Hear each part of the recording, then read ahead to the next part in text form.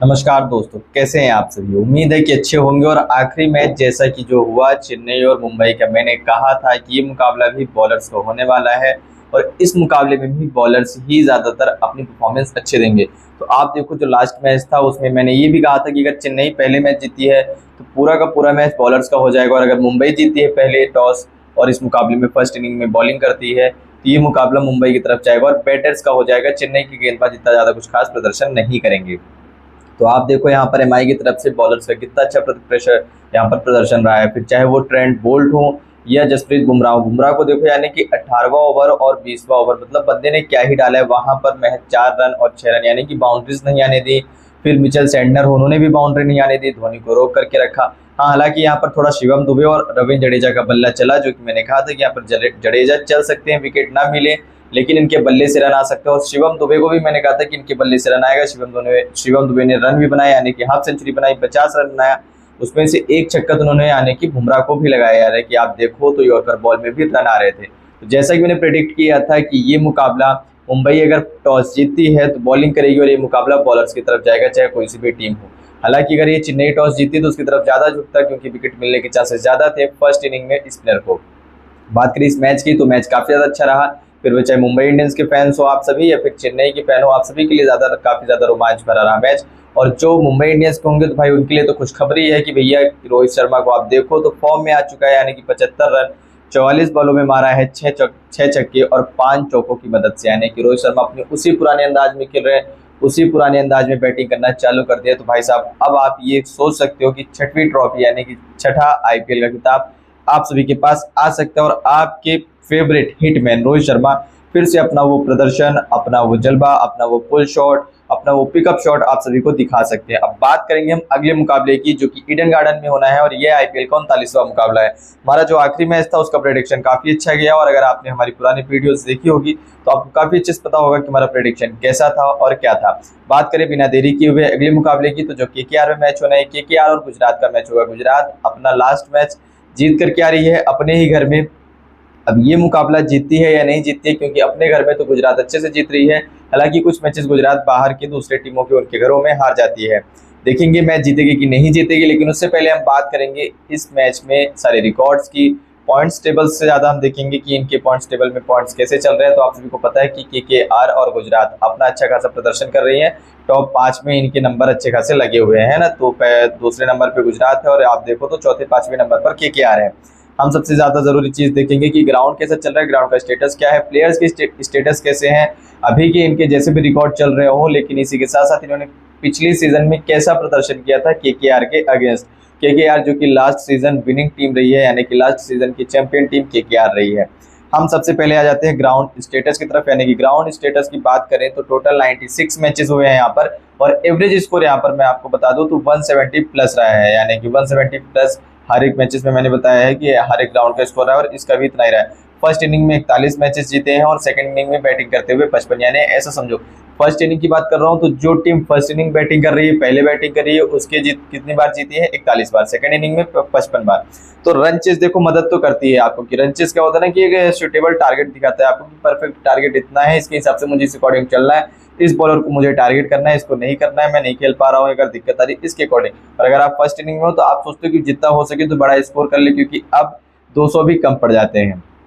बात करें ground pattern की, स्कोरिंग पैटर्न की, तो 190 प्लस यहाँ पर 20 बार रहा है और 150 प्लस 27 बार रहा है।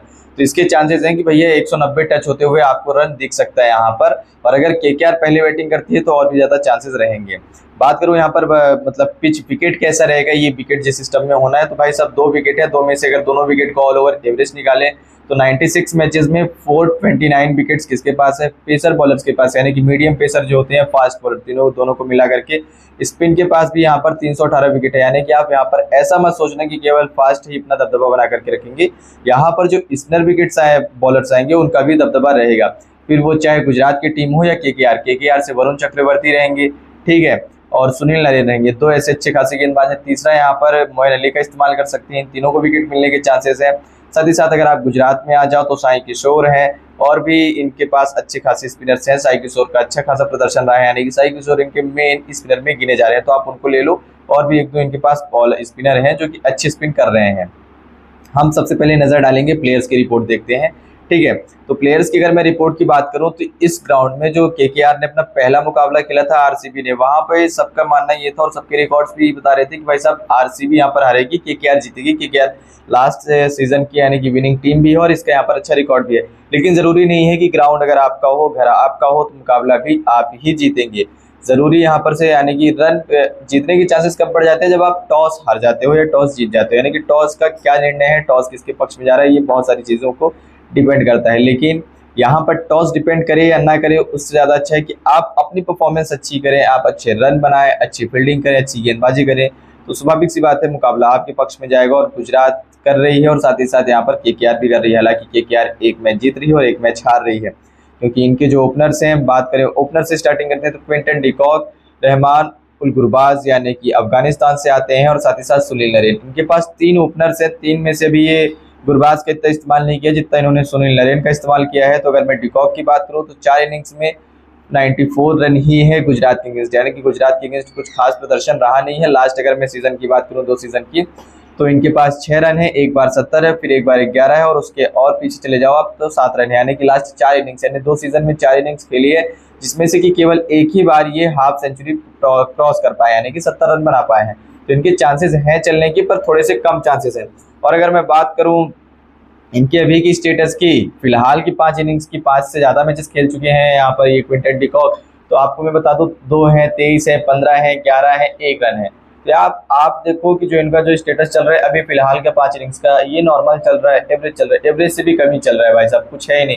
क्योंकि डिकॉक जो है वो दिख नहीं रहे हैं।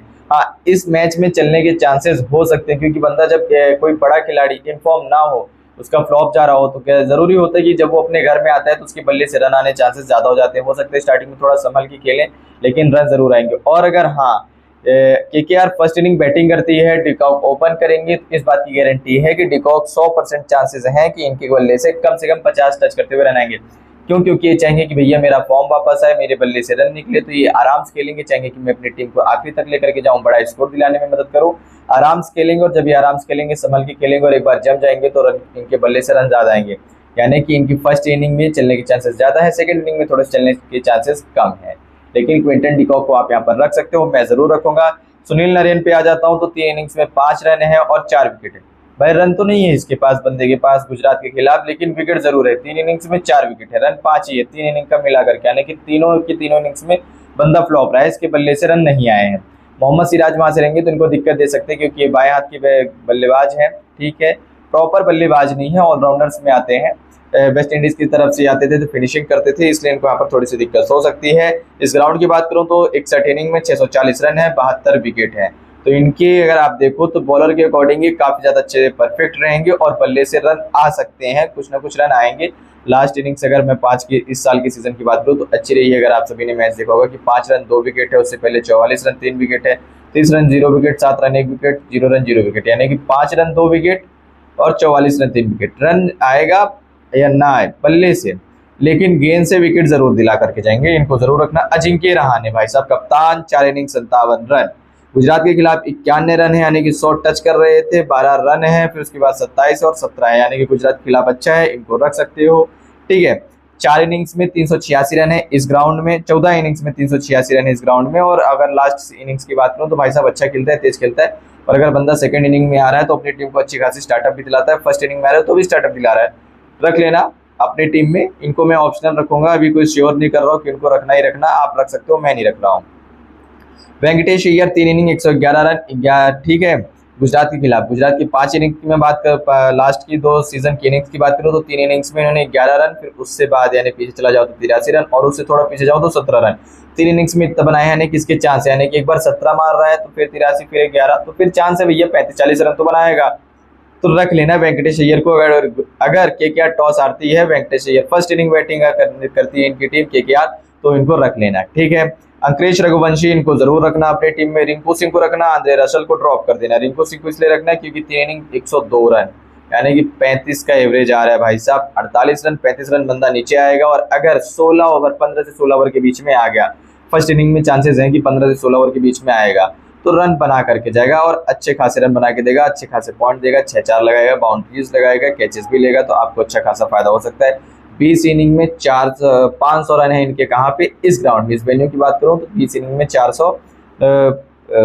500 रन है। तो रिकॉर्ड अच्छा है। रिंकू सिंह को मस्ट पिक करना, मैं करूंगा। क्रिश रघुवंशी को भी करूंगा। आंद्रे रसल को यहाँ पर मैं ड्रॉप करूंगा। 3 इनिंग्स में 5 विकेट है, 83 रन है। देखो यहाँ पर मैं रिकॉर्ड जरूर बता रहा हूँ आंद्रे रसल का, 3 इनिंग्स 5 विकेट, ठीक है। जीटी के खिलाफ 83 रन भी है। हर मैचेस में जीटी के अगेंस्ट ये विकेट ले रहे हैं। टोटल में इस ग्राउंड की बात करूं तो 43 इनिंग में 42 विकेट है, 986 रन है, यानी कि 1000 के करीबन टच कर रहे हैं। पर कभी कभी ऐसा जरूरी नहीं होता है कि बंदा जिस मैच में, जिस टीम के खिलाफ, जिस ग्राउंड पे चल रहा है उसमें चलेगा ही चलेगा। फ्लॉप भी हो जाता है, मार भी देते हैं। आंद्रे रसल उतने ज्यादा फास्ट बॉलर है नहीं, और जो गुजरात के पास बैटिंग है वो काफी अच्छी बैटिंग है, और काफी ऐसे प्लेयर हैं जो कि सुलझे और संभले हुए प्लेयर हैं, आराम से खेलते हैं। तो आंद्रे रसल को अच्छे से पिक करके मार सकते हैं, समझ करके। रमनदीप सिंह, इनको मैं ड्रॉप करूंगा। 7 इनिंग में 90 रन है, कुछ चल नहीं रहे हैं। नटराजी, इनको बॉलर के तौर पर ड्रॉप कर दूंगा। हर्षित राणा, 1 इनिंग 1 विकेट, इनको रखूंगा। वरुण चक्रवर्ती और वैभव अरोड़ा, ये 2 हैं। अब देखो, हर्षित राणा और वैभव अरोड़ा, 2 में से किसी एक के पास जाना होगा। वैभव अरोड़ा के पास विकेट नहीं है गुजरात के खिलाफ। हर्षित राणा के पास 1 इनिंग में 1 ही विकेट है, ठीक है। 14 इनिंग्स में 18 विकेट है इस ग्राउंड में, और वैभव अरोड़ा के पास 9 इनिंग में 10 विकेट है। तो इस ग्राउंड में हर्षित राणा अच्छे हैं। हर्षित राणा आपके लिए यहाँ पर हो सकते हैं सही साबित, भले ही अपने पहले मुकाबले में केकेआर का जो पहला मुकाबला था सीजन में नहीं साबित हुए थे। वरुण चक्रवर्ती को रख लेना, लेकिन केकेआर के खिलाफ, जीटी के खिलाफ इनके पास विकेट नहीं है। 3 इनिंग्स में 0 विकेट, यानी 3 इनिंग के लिए 0-0 विकेट रहे हैं। 18 में 25 विकेट है इस ग्राउंड में।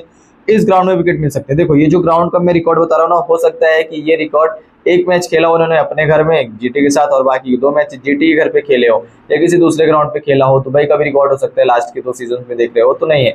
लेकिन इस ग्राउंड में इनके पास विकेट अच्छी है, विकेट मिलने के चांस अच्छे हैं। और अगर केकेआर फर्स्ट बॉलिंग कर रही है, देखो मैं बार बार कहता हूँ बैटर्स के टाइम पे, अगर फर्स्ट बैटिंग कर रही हो, और बॉलर्स के टाइम पे कहता हूँ कि अगर फर्स्ट बॉलिंग कर रही हो, जो बॉलर ज्यादा अच्छा परफॉर्मेंस करेगा।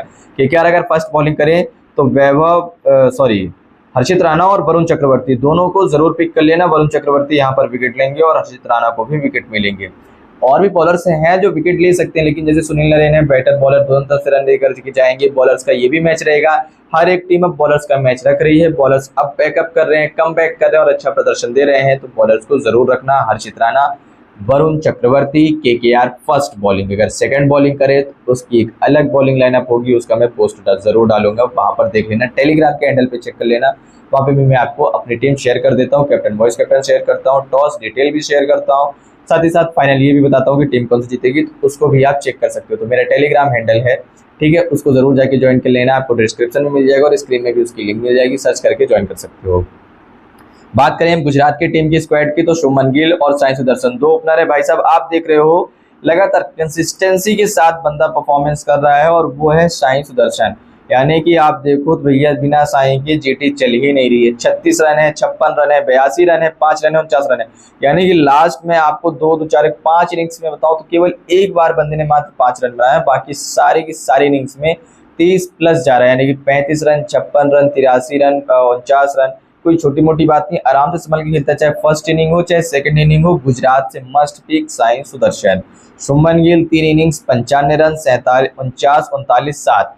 केकेआर की बात कर रहा हूँ, केकेआर के खिलाफ 3 इनिंग्स में 95 रन है, 100 टच कर रहा है, 32-33 का एवरेज आता है। रन जरूर बनाएगा, लास्ट इनिंग्स में 7 रन ही बनाया था, लेकिन इसमें जरूर बनाएगा। शुभमन गिल लगातार नहीं फ्लॉप होता है, एक में फ्लॉप होता है तो अगले में और भी चलता है, गलतियां रिपीट नहीं करता इतनी जल्दी, ठीक है, इसको जरूर रखना। शुभमन गिल और साई सुदर्शन रख लेना, क्योंकि और अगर जीटी फर्स्ट बैटिंग करे तो शुभमन गिल को श्योर रख लेना। जॉस बटलर, अगर जीटी सेकंड बैटिंग करे तो जॉस बटलर को जरूर रखना, शुभमन गिल को ड्रॉप कर देना। जॉस बटलर 13 इनिंग्स 477 रन, कितने? 477, 43 का एवरेज आ रहा है, ठीक है। 43 का जब एवरेज आ रहा है तो स्वाभाविक सी बात है बंदा 50 टच कर देगा। और जो बटलर है भाई साहब, काफी ज्यादा अनुभवी बल्लेबाज है, काफी ज्यादा एक्सपीरियंस वाले बल्लेबाज हैं, ग्राउंड को हो, बॉलर को हो, काफी अच्छे से पढ़ना जानते हैं। और इंडियन की जो पिच है, हमारी हिंदुस्तानी जो पिच है, इसमें भी इनका अच्छा प्रदर्शन रहा है। इस अगर मैं ग्राउंड वेन्यू की बात करूं तो 5 इनिंग्स में 276 रन है और 70 का एवरेज है। इस ग्राउंड में, केकेआर के ग्राउंड में 70 का एवरेज है, केकेआर के खिलाफ 50 का एवरेज है, यानी कि 43 का एवरेज है। तो आप देखो तो इस ग्राउंड में ये बंदा चलेगा, ठीक है, रन आएंगे। फर्स्ट इनिंग सेकंड इनिंग, अब मैं तो कह रहा हूँ कि दोनों में रखना, चाहे फर्स्ट इनिंग हो चाहे सेकंड इनिंग हो, दोनों में रख लेना। शुभमन गिल को यहाँ पे ड्रॉप कर देना, ठीक। जो साई सुदर्शन और जॉस बटलर दोनों को रखना। शुभमन गिल हालांकि स्टार्ट अच्छा दिलाएंगे, अगर आपके पास ऑप्शन रहता है कि किसी एक बैटर को और ऐड करो, कोई अच्छा सा प्लेयर मिले, तो यहाँ पर आप शुभमन गिल को लेकर के चले जाना, ठीक है। रदरफर्ड फर्स्ट इनिंग या सेकंड इनिंग हो, बैटिंग आएगी, एक इनिंग्स में 28 रन, इनके आउट होने के चांस अच्छे हैं, क्योंकि अजिंक्य रहाणे काफी अच्छे कप्तान है, और कप्तान जब जान रहा हो कि भाई इस बल्लेबाज की क्या कमजोरी है, क्या खामियां हैं, तो उसका फायदा उठाएगा, और इसके बॉलर भी काफी ज्यादा चतुर और चालाक है, तो फायदा उठाएंगे। रदरफर्ड को ड्रॉप कर देना।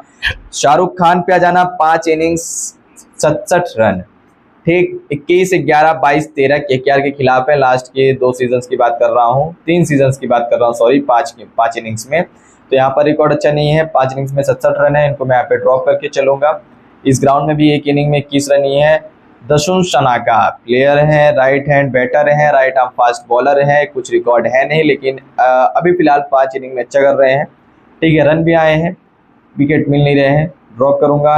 राहुल तिवटिया, इनको ड्रॉप करूंगा, 8 इनिंग्स 10 विकेट 127 रन, ठीक है, तो इनको ड्रॉप करूंगा। Rashid Khan 15 innings 43 run 17 wicket. भाई यार विकेट मिल नहीं रहे हैं राशिद खान को, लेकिन मिलने के चांसेस हैं, हो सकता है विकेट मिले, तो आप देख लेना, मैं यहाँ पे इनको भी ड्रॉप करूंगा।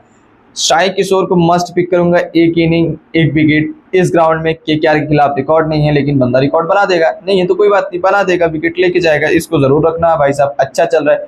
साई किशोर और साई सुदर्शन दोनों को रखना अपनी टीम में सबसे ज्यादा जरूरी है। पॉइंट्स बंदे अच्छे दिलाते हैं, और जहां से कंफर्म हो कि यहाँ से मुझे पॉइंट मिलेंगे, उनको रखा करो और जरूर रखना। और इस ग्राउंड में बल्लेबाज यानी कि कप्तान इनको गेंद जरूर थमाएंगे, भले लास्ट मैच में नहीं थमाया था, इसमें थमाएंगे, क्योंकि स्पिनर का ग्राउंड है। 314 विकेट है मात्र 96 मैचों में, यानी कि फास्टरों की बराबरी कर रहे हैं स्पिनर, तो इतना मान के चलो कि अच्छा खासा विकेट है स्पिन के लिए। Mohammed Siraj 14 innings 14 wicket, consistency wicket है केकेआर के अगेंस्ट, और 4 इनिंग्स में 3 विकेट है, तो इनके विकेट मिलने के चांस है। प्रसिद्ध कृष्णा 2 इनिंग 2 विकेट, 11 इनिंग्स में 6 विकेट केकेआर के अगेंस्ट इस ग्राउंड में, इनको ड्रॉप कर देना। सिराज को और साई किशोर को रखना। Arshad Khan 1 inning 5 run 0 wicket, drop कर देना। ईशांत शर्मा 8 इनिंग्स 5 विकेट, इनको भी ड्रॉप कर देना। देखो इस मैच में ना बैटर्स पे ज्यादा ध्यान देना, बैटर्स के अच्छे रिकॉर्ड चेक करना और बैटर्स पे ही चलना। बॉलर मैंने 4 ही बताए, फिर चाहे वो केकेआर से हो या फिर चाहे गुजरात से हो, ठीक है। केकेआर से भी मैंने बता दिए, गुजरात से बता रहा हूँ Sai Kishore, Mohammed Siraj. Head to head की अगर मैं बात करूँ दोनों टीमों की, केकेआर 1 मुकाबला जीती है, गुजरात 2 मुकाबले जीती हैं। ये जो मुकाबले बता रहा हूँ इस ग्राउंड की नहीं बता रहा हूँ, ऑल ओवर बता रहा हूँ, ठीक है। तो केकेआर और गुजरात के बीच 4 मैचों में केकेआर 1 और गुजरात 2, तो जरूरी नहीं है कि केकेआर हार जाए, गुजरात वापस से जीत जाए, केकेआर भी जीत सकती है। और ये मुकाबला किसकी तरफ जाएगा ये टॉस भी निर्धारित कर सकता है। अगर जो टीम टॉस जीतेगी उसके मुकाबले जीतने के चांस 70% होते हैं, क्योंकि दोनों टीम बराबर की है। कैसी रहेगी टीम, किसको रखना है कैप्टन, किसको रखना है वॉइस कैप्टन, ये सारी चीजें मैं इंस्टाग्राम पे भी नहीं बताता हूँ, ठीक है। वहां पर मैं नहीं आता हूँ, वहां पर वीडियोस अभी नहीं आ रही, लेकिन टेलीग्राम का हैंडल जरूर जाकर के चेक करना, वहां पर मैं अपनी फाइनल टीम जरूर दे दूंगा। फिर मिलेंगे किसी अगली अच्छी वीडियो में, तब तक के लिए टाटा बाय बाय।